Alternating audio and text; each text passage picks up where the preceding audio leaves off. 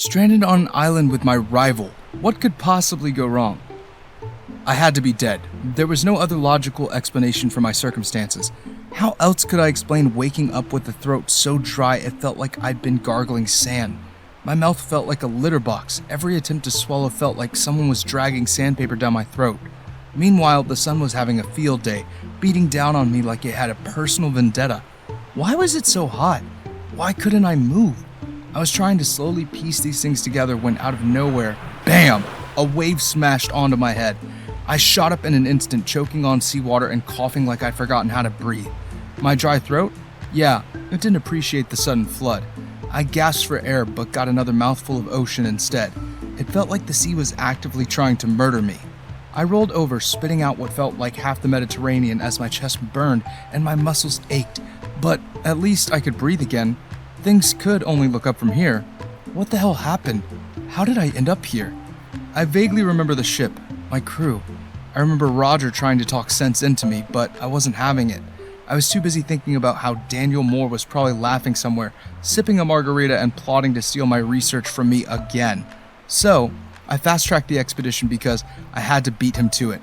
And now here I was, stranded on a beach, with no idea where I was and which direction was home. God damn it, Daniel. 2 hours later. After walking for what felt like an eternity along the shores, I spotted a silhouette up ahead, and as I squinted to confirm what I was seeing, I realized it was a person. Oh, thank God, I yelled, waving my arms like a madman. Hey, over here! The figure was hesitant at first. I mean, who wouldn't be? But he eventually began waving back at me, mirroring my excitement. Whoever it was, they were stranded too, but honestly, I didn't care about the details. I was just happy I wasn't alone anymore. I started jogging toward the person, already imagining how we joined forces. Start a fire, maybe figure out how the hell to get off this rock. But as I got closer, something about the person's stance seemed awfully familiar. A sinking feeling pooled in my gut, and as I closed the distance between us, my excitement evaporated on the spot. There was no way it was him. The universe wasn't that cruel, but there he was standing across from me looking no better than I was doing. Daniel freaking Moore. There were literally 7 billion other people on this planet. Why did it have to be him? He was the whole reason I was stranded here in the first place. You, I spat. This is your fault. My fault? Daniel's voice rose an octave, already defensive. If you hadn't been in such a rush to beat me here, we wouldn't even be here. I laughed, one of those bitter "are you kidding me" kind of laughs. You stole my research. Your damn company profits off stolen works. You're insane, Rishi. He shrugged as though he had stated a well-known fact. Your paranoid ass dragged us into this mess, and you're too much of an egoist to own up to it. It didn't take long for the verbal bout to turn into shoving, and then, well, let's just say things escalated. I shoved Daniel hard, and he shoved back, both of us stumbling into the sand, struggling against the other like toddlers in a playground fight. 10 minutes later, we were both sprawled out in the sand, gasping for air, bruised and covered in enough sand to qualify as natives of the biome. I was sore all over, but at least I'd gotten a few solid hits in. You're an idiot, I muttered, glaring up at the sky. Yeah, well, maybe instead of wasting your energy throwing sissy punches, you could figure out a way off this island, Daniel shot back, still trying to catch his breath. If I knew how to get off this island, do you think I'd still be sitting here talking to you? I snapped. I don't know, man. You're the genius here, not me. You know what? Forget it. I pushed myself up and started walking away, desperate to get as far away from him as possible. Shockingly, the second I started putting distance between us, I heard his footsteps crunching in the sand behind me. I spun around. What do you think you're doing? Daniel looked at me like I was the one who'd lost it. Following you? Why? I nearly screamed. He gave me yet another lazy shrug. Because I have no clue where we are and I'm not about to wander off on my own. Plus, I hate to admit it, but you're the only familiar thing on this godforsaken island. There was no way he was being serious right now.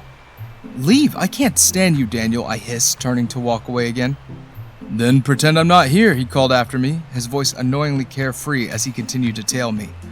5 days later. The first 5 days stranded on the island were straight out of a nightmare. I couldn't believe. On the first day, I was a bit antsy, and yes, I was in an especially foul mood because the reality had not completely dawned on me then. But by day 2, I was convinced I'd die out here. That is, until Daniel stepped in. Yeah, that Daniel. The research swiping fiend from PsyMed. See, it all started when I thought I'd be clever and try fishing. Because people fish on deserted islands, right? Seemed easy enough. Except nothing was biting. Not a single fish. I spent hours with my pathetic excuse for a fishing rod, basically a stick with some string tied to it, waiting, hoping, praying for something. And you know what Daniel was doing? Killing fish left and right with a freaking spear he carved from a tree trunk. I kid you not, the guy was like some survival savant, while I sat there with my PhD and an empty stomach. Every time I looked over, Daniel was hauling in another fish or two, and the smell of it cooking over the fire made me want to break something. Later that night, while Daniel feasted on his mountain of fresh fish, I stubbornly sat by the shore with my useless fishing rod, pretending I wasn't starving. He offered me some food, of course, because apparently he wasn't a total monster, but I refused. I would not be compromising for a meal, no matter how good it smelled. When Daniel finally passed out by the fire with his belly full, no doubt, I eyed the cooked fish he'd left out, and yes, I ate it. I devoured it, actually, like I hadn't seen food in weeks, which, to be fair, I almost had it. Daniel didn't say anything the next day, so I strongly believe that it was his way of not being a complete ass. Either that, or he was happy to have some leverage on me for later. By day 4, we'd already run through most of the water we'd salvaged from the shipwreck. I was freaking out, convinced we were going to dehydrate and die within days, but then Daniel goes, "Oh, I found a river upstream." Apparently he took early morning hikes into the forest and stumbled upon it sometime around the 4th day. I was glad to see that he wasn't entirely useless or holding me back in any way, cause honest to God, I would have ditched him. 3 days later, I was falling apart. My body was a mess of bug bites, aches, and constant itching. My back wrecked from sleeping on uneven sand. I couldn't think straight. The island was stripping away everything that made me me. No lab, no notebooks, not even a pen to document anything, and I was on an unexplored island.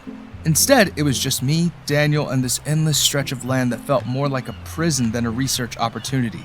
I didn't know how much more I could take. One evening, after we'd eaten whatever half-decent scraps of food Daniel had managed to spare that day, I left him by the fire and wandered deeper into the island. I just needed to get away for a bit, clear my head, or at least lose it completely in peace. It wasn't fair. None of this was. I should have been in Spain by now. Spain! Doing press interviews about my groundbreaking research, basking in the glow of success. Instead, I was stranded here. No food, no real water, nothing but frustration, fear, and bug bites. I did not even know when I started crying. One second I was walking trying to find somewhere suitable enough to sit and mope, but the next thing I knew, tears were streaming down my face en masse. The reality of my situation hit me all at once. All the stress, the exhaustion, the helplessness, it all came crashing on me. I tried to hold it in, but it was useless. The tears just kept coming. I desperately wiped at my face with the back of my hand, trying to pull myself together when I heard it, the crunch of leaves behind me.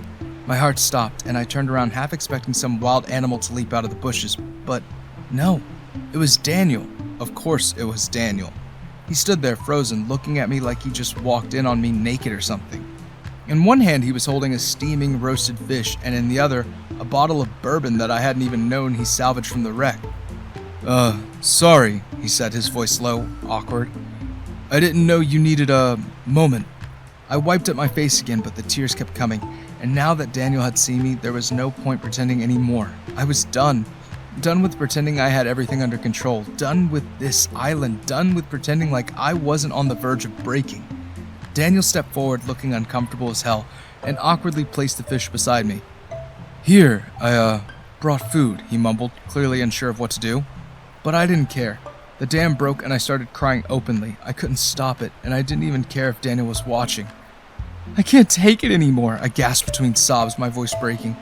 I'm supposed to be in Spain. I'm supposed to be presenting my research, not stuck here with nothing. I choked on the words, my body shaking with the effort of holding it all in for so long. Daniel stood there for a moment, shifting awkwardly on his feet, like he had no idea how to handle the emotional wreck that was unfolding in front of him. But then, in the most unexpected move, he knelt down beside me and placed a hand on my shoulder. I know, he muttered, sounding just as uncomfortable as I felt. This sucks, I get it. I cried harder, the kind of crying that leaves you gasping for air, and to my surprise, Daniel didn't pull away. He sat there beside me, his hand still resting on my shoulder while I completely fell apart. I didn't care how it looked, didn't care about anything. For once, I just let myself feel everything. Later that night, after I'd cried every last tear my body could muster, Daniel and I sat together on the beach, passing the bottle of bourbon back and forth like it was the last good thing we'd ever taste. I don't know how long we sat there, but the stars were bright, a fire was going nearby, and the sound of the waves started to feel less threatening. Maybe it was the bourbon dulling my senses, but for the first time in days, I felt okay. Not great, but okay. We spent the whole night trading stories, slowly peeling back the layers of our lives in ways I never expected. I hated to admit it, but I started to see Daniel as a person, not just the enemy. Sure, he worked for SciMed, and yeah, he'd been a pain in my ass for as long as I could remember, but underneath all that competition, there was something else now. He told me about his family, how he'd grown up in the Midwest with a single mom who wanted him to become a doctor. We talked about how scared we both were, not just of being stuck on this island, but of everything we'd left behind. The more we drank, the more I realized how similar we were. Both of us were driven. Both of us were afraid of failure, and now, both of us were stranded on an island with no idea how we were going to survive. 3 days later. The next few days were different. I began to have what I could only call near misses with Daniel. We would sometimes wake up tangled up together like we had both fallen asleep during a grappling match, and to make matters worse, he wore next to nothing while he slept. How he hadn't caught a cold all this time was beyond me. All of that aside, Daniel and I started actually working together, brainstorming ways to get off this island. We talked about everything, signal fires, makeshift rafts, even trying to rig something up from the wreckage of the ship. By the third day of this back and forth, I had a startling realization. Daniel being here wasn't just a tolerable coincidence. It was a miracle. I mean, let's face it. Without him, I would have been dead in a week. The guy could hunt, he could track, he found us clean water when we'd run out. I couldn't have done any of that. Hell, I couldn't even fish properly, let alone carve a spear and catch dinner with it. As much as it pained me to admit it, Daniel had saved me more than once. And even though I still wanted to smack him every now and then, I was starting to appreciate the fact that he was here physically, executing some of the survival ideas I had. I woke up earlier than usual one morning and Daniel was nowhere to be seen, which wasn't a shock. He was probably off on one of his morning hikes or something. That guy was always on the move. Me, not so much, but after days of feeling like a crusty, salt-covered mess, I decided I needed to wash up. My body ached in all the wrong places, and the idea of cooling off in the river sounded too good to pass up that morning. By the time I got to the river, it was quiet.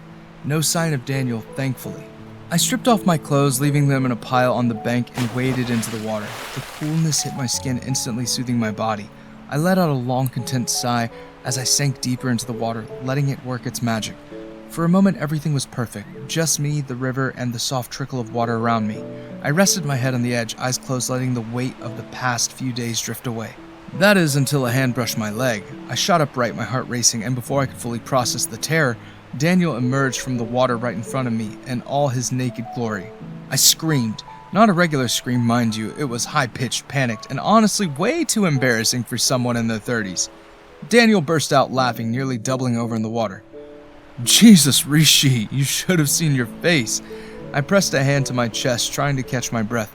You took years off my life, man, I gasped, my pulse still racing. God, I don't even know what I thought. He grinned, completely unfazed by the fact that we were both standing there, butt naked in the river. Hey, I was here first. If anyone's trespassing, it's you. I rolled my eyes, finally letting my brain catch up to what had just happened. What the hell were you doing down there anyway? Daniel shrugged casually, as if emerging from the water like some underwater ninja was a totally normal morning activity. Lung practice. I blinked. Lung practice? The confusion on my face must have been obvious because Daniel gave me one of those smirks that made me want to punch him. Except now it was mixed with the fact that I was still trying to ignore the obvious fact we were both naked. Yeah, he said. Since we're stuck here, I figured it'd be smart to, work on my swimming, diving, breath holding, that sort of thing. I stared at him. Why? Daniel sighed, clearly relishing the chance to show off his genius plan. Think about it. We're on an island, right? Surrounded by water on all sides. If we try to make an escape, the chances of drowning are pretty high. He started gesturing with his hands like he was giving me a math lesson. So, assuming the island's about 20 square kilometers and the distance to the nearest landmass is, well, who knows? But the probability of us dying by drowning is, at least 40%, give or take. I blinked again, my brain struggling to process what he was saying. Wait, so you've been practicing your swimming because you think we're gonna drown? Well, yeah, it's a legit concern. I felt the blood drain from my face. For all my thoughts and worries, I hadn't even considered drowning as a possibility. Hell, I couldn't even swim yet. Daniel must have seen the horror spreading across my face because his smirk softened into something vaguely resembling sympathy. Wait, don't tell me. You can't swim, can you? I crossed my arms defensively, trying to save face.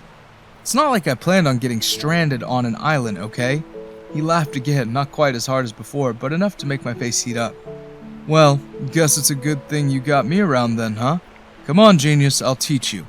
And thus, the next few days were filled with swimming lessons and lung practice. There was no way I was getting done in by water. 1 week later, the day started like any other. Woke up, foraged for whatever food Daniel hadn't already hunted down, and then subjected myself to another one of his grueling swim lessons. Honestly, I was getting better at it, but that didn't stop him from acting like he was Poseidon every time he glided through the water. After our swim, we were both lounging around on the beach. The sunset was gorgeous. It was in the shades of pink and orange that would have made for a perfect postcard. I sat there trying to focus on the view, while Daniel, in his usual I don't need clothes fashion, was still nude and casually spearing fish like it was nothing. I stole a glance. Okay, maybe more than one. It didn't make any sense that a field botanist like Daniel was this ripped and somehow one with nature.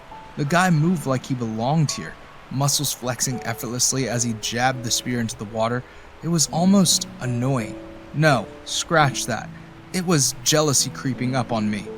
How could he make surviving on a deserted island look like an episode of National Geographic while I could barely manage not to get stung by bugs? I must have been staring for a little too long because I suddenly heard Daniel's voice loud and clear. A penny for your thoughts, Rishi? I blinked, heat rushing to my face as I realized I'd been caught. I scrambled for a reply. I was just amazed by how easily you're spearing the fish. Daniel waved me off, smirking. It's not that hard, you just need the right approach. He pointed a few feet away where the fish were hovering lazily near the surface. They come out around this time every day and stick to the surface. You just have to predict their movements. He waved me over. Come on, you try. No thanks, I muttered, shaking my head. The last thing I wanted was to embarrass myself by failing miserably at something Daniel made look like child's play. But Daniel wasn't having it. Come on, Rishi. What happens if I get sick or injured? You'll need to know how to do this. I groaned but trudged over, reluctantly taking the spear he handed me. He immediately launched into an explanation about technique, how to hold the spear, how to balance my weight, but no matter how well he explained it, I was still too uncoordinated. Every time I tried to jab the spear into the water, the fish scattered, leaving me standing there by lonesome. Your approach is all wrong, Daniel said, clearly enjoying my struggle way too much. He mimicked holding an imaginary spear, and I raised mine in the same way, trying to copy his stance. He nodded, a little too excited, and started explaining the key to being an apex predator, which, according to him, was all about understanding your prey and predicting their next move. And then, before I could protest, he was behind me, naked. Naked Daniel was sliding up behind me. One hand rested on my stomach and the other guiding the spear, and suddenly, I wasn't thinking about fish or spears or apex predators. My brain was short-circuiting, all systems down. Daniel leaned in close, his breath warm against my neck as he said, You thrust as you exhale, like this. We moved in sync, his body pressed against mine as we repeated the motion a few times, but I wasn't focusing. I couldn't focus. All I could think about was how I could feel every inch of him, including, well, the parts of him that weren't accounted for by hands or feet.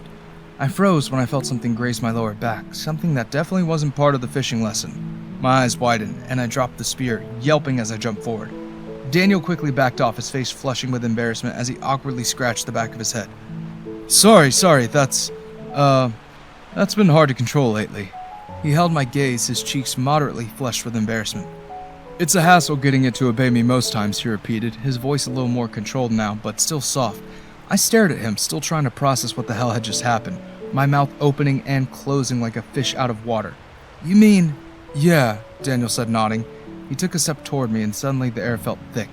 He scratched the back of his neck, trying to seem casual, but I could see the smallest inkling of smirk that made its way onto his lips. It's, suspiciously tends to happen when you're close by. I blinked. What the hell does that even mean? He shrugged like he hadn't just dropped a bomb in the middle of our conversation.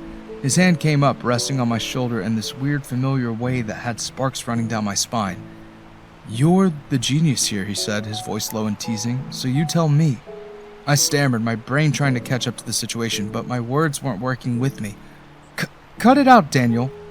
He didn't move his hand. In fact, he took a step closer, so close I could feel his breath on my face, warm and slow. "Is that what you really want?" he asked, his voice dropping to a near whisper. I opened my mouth to reply, but the words caught in my throat. My mind was screaming at me to say yes, to push him away and brush it all off as some awkward island moment, but my body wasn't so sure. I could feel the heat of his bare skin against mine, every inch of him in such a close proximity that it was making my head spin. And then his other hand slid to my waist, gently pulling me toward him. I didn't pull away, didn't even try. Instead, I found myself leaning into the touch, our lips meeting halfway. Later that evening, we lay tangled up on the shore, the fire crackling beside us peacefully. I hadn't expected to feel anything close to this until I at least got off this rock, but there I was, content. I let out a long sigh as I tore my gaze from the evening sky. "This is not how I imagined today playing out," I said softly, more to myself than to him. Daniel shifted beside me, turning his head to look at me. "What, you didn't think you'd end up cozying up to the enemy?" His voice was amused, like the idea was ridiculous to even him. I glanced over. "Enemy," I repeated, a slight edge in my voice. "That's what everyone back at Bluebridge calls you. The competition. SciMed's golden boy." Daniel snorted, clearly entertained. "Enemy? Seriously? Why, because we don't quite see eye to eye?" I turned my head to stare at him, raising an eyebrow. "Are you for real?" He just shrugged, but I couldn't tell from the smirk on his face if he was playing dumb or not. It pissed me off. "SciMed only came into the limelight because of you," I pointed at him. "Stole my research and claimed it as your own. You and your company screwed me over." Daniel shifted uncomfortably, his gaze suddenly flicking away to the fire. He scratched at the back of his head, and I narrowed my eyes. Something wasn't right. I sat up, still tangled in the mess of clothes we'd thrown over ourselves. "What's the matter?" "Nothing," he said quickly, a little too quickly. He tried to play it off, but I wasn't about to let him get away with it. I leaned in, not letting him off the hook. "Daniel," I said, voice hard, "what aren't you telling me?" He exhaled, rubbing a hand over his face, clearly debating whether to come clean or keep dodging. I watched him squirm for a few more seconds before he finally broke. "Okay, fine. I didn't steal your research. SciMed must have done that on their own." I blinked, thrown by his confession. "What do you mean? SciMed did it on their own? Why would they steal my work for you?" Daniel hesitated again, rubbing his temples as though the next part was going to give him a migraine. "Because," he started, his voice quieter now, "I'm not really a scientist." I stared at him confused. "What the hell are you talking about? You're a field botanist. Your whole thing is plants and ecosystems and..." He cut me off with a wave of his hand. "No, I'm not. I'm not even a botanist. I'm a marketing campaign from England," he sighed deeply, clearly uncomfortable. "I was brought in to be the face of SciMed. Media appearances, looking good, giving interviews, smiling for cameras. That's my job." For a moment, I just stared, trying to process what he'd said. "Wait," I said slowly. "You're telling me that this whole time, you weren't even the one doing the work?" Daniel gave me a weak, sheepish smile. "I was just the face they needed for the PR side of things. I barely understand half of what you do. The real scientists at SciMed are the ones who probably took your work." I blinked, dumbfounded. The guy I'd spent all this time hating wasn't even the one behind the research theft. He was just marketing? I lay back down, the weight of Daniel's confession pressing me into the sand. How do I process the fact that the guy I'd spent years resenting wasn't even the real threat? Before either of us could say anything else on the matter, a strange sound filled the air. It wasn't loud, but it was unmistakable. A low hum, barely there at first, but definitely growing louder. I sat up quickly, my heart pounding in my chest. Daniel stiffened beside me, his head snapping toward the sound. We locked eyes for a split second, and without a word, we scrambled to our feet. We made a mad dash for the water as the hum grew louder, more distinct, and as we reached the edge of the water, we saw it. A small vessel, a fishing boat from the looks of it, slowly but steadily. It was heading right for us, bobbing gently over the waves. For a moment, neither of us said anything. We just stood there, panting, staring at the approaching boat as if it was some kind of mirage. The hum of the engine filled the air, steady and real, and I felt something I hadn't allowed myself to feel in weeks. Hope. "Is this..." Daniel started, breathless and wide-eyed. "Yeah," I muttered, barely able to believe it. "Yeah, it is." The next morning. Despite the arrival of the boat, we didn't actually leave the island that night. The captain, Pedro, an eccentric old man with a beard that looked like it had stories of its own, told us flat out that we couldn't make the trip back until morning. Daniel had tried to argue with him, of course. Hell, he'd practically begged, promising Pedro that we'd be fine, but the old man didn't budge. Pedro wasn't exactly what you'd call accommodating. The moment we tried to push back, he hit us with, "You think I believed it when I saw two naked men by the shore waving at me? I thought I was hallucinating. If it wasn't for the smoke I'd been seeing for days, I would have thought I was losing my mind." Apparently, our makeshift smoke signals had worked, sort of. The only reason Pedro stumbled upon us was that this deserted island happened to be near his favorite fishing spot. Talk about dumb luck. We stayed on the boat that night, trying to get comfortable as it bobbed gently in the shallows. It wasn't ideal, but it beat the hell out of the island. In the morning, once Pedro deemed the sea calm enough, we finally began the trip back. As we motored away, the island slowly shrunk behind us. I couldn't believe it. I was out. I had actually been stranded on a freaking island, and now I was finally on my way back to civilization. It should have felt like a huge relief, and in a way it was, but as we continued to make our way, there was this nagging feeling. I glanced over at Daniel, who was standing near the bow, staring out at the water. His face was still, but there was something in his expression, something almost sad. I guess it made sense. We'd spent weeks out there struggling, surviving, and somehow together, and now we were going back to our old lives, probably never to cross paths again. 10 hours later. The ride back was easily the most uncomfortable 8 hours of my life, and that's saying something after being stranded on an island. As we neared Pedro's island, I was barely hanging on, but the activity on the shore snapped me back to reality. A massive crowd, police, journalists, locals, was waiting for us. Cameras flashing, people shouting questions. We couldn't hear over the boat's engine. Daniel and I exchanged a stunned look. Pedro, grinning, leaned over. "Oh, I may have told the authorities you were escaped prisoners. Figured it'd get them here faster. Don't worry, they know the truth now."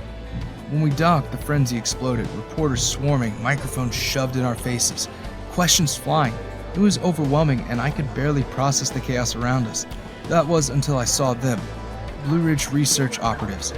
They were holding a giant placard that read, "Dr. Rishi Kapoor." My heart skipped a literal beat. My team, they were here, and suddenly nothing else mattered. I wasted no time. I hurried through the throng of people, shoving past reporters and onlookers to get to the familiar faces in the crowd. Their eyes lit up when they saw me, and within seconds, I was engulfed in a swarm of people from my facility, shaking hands, patting me on the back, and bombarding me with questions. It felt surreal, like stepping back into my old life after everything I'd been through. But as the chaos around me intensified, something tugged at the back of my mind. Daniel. I glanced over my shoulder, and there he was, standing off to the side, surrounded by SciMed security operatives. They were already ushering him into the back of a sleek black vehicle, the door swinging open as if they couldn't get him out of there fast enough.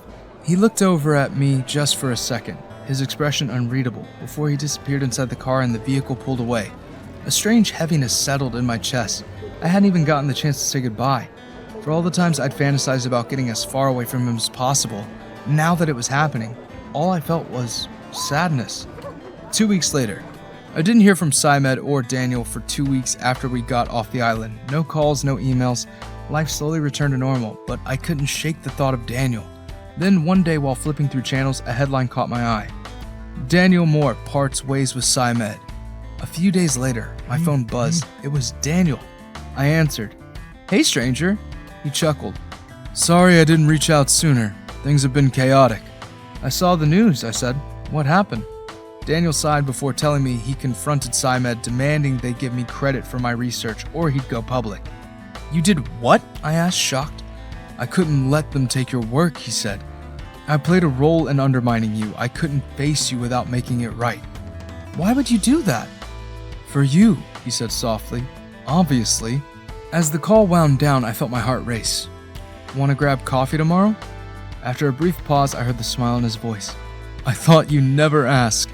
And just like that, Daniel and I got involved in what would be our very first cup of coffee together, the first of many in the months to come. Conclusion. It took a fair number of coffee dates, but Daniel and I eventually made it official. By the end of the year, he had cut all ties to botany and SciMed and chose a new path, one that included me. We decided to revisit the island where we had been stranded, making it our annual tradition. We'd stop by once a year and even make time to see Pedro and his wife too. I couldn't have predicted how that first expedition would turn out, but if I had the chance to do it again, I wouldn't change a thing. The end. Would you rather be stranded alone on an island or with someone you hate? Thanks for watching. Consider subscribing to become part of our Rainbow Force, and stay wholesome.